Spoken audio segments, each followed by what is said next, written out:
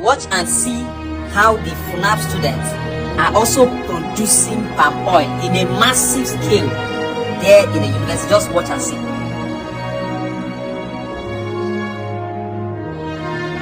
Now guess what? The most interesting thing is that all these equipment they are using here are all locally fabricated. Look at this video.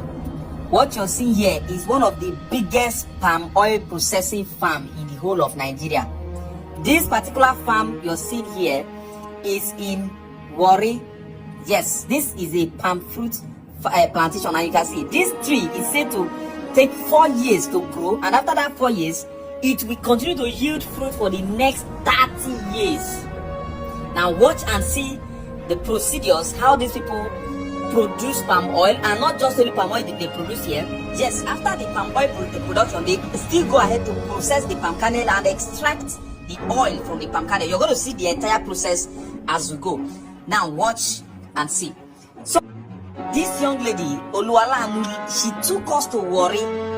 She went to take a closer look at this farm that she has been hearing about. Now what do? Just watch. You see all these fruits you see here, this is a farm. They have the farm, the plantation, as you can see here. And all these are the trees where they harvest all the palm fruits. They process. This is where they harvest them from.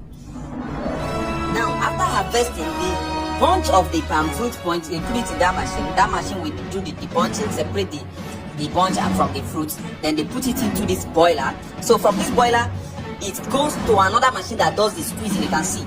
Now, after this squeezing, the oil is extracted, then boiled again, so it can become a proper cooking oil. Now, after this method, the next one is what they do to the palm kernels, how they process the palm kernel. So the palm kernel is actually crushed after they have removed the shells. There's a machine that does the removal of the shell and separation. You can see the palm kernels here. Then they now have to grind. And after grinding, they go through another process of heavy, very tight squeezing, where they extract the oil. This is the oil coming out. Now watch and see how the FUNAB students are also producing palm oil in a massive scale there in the university. Just watch and see.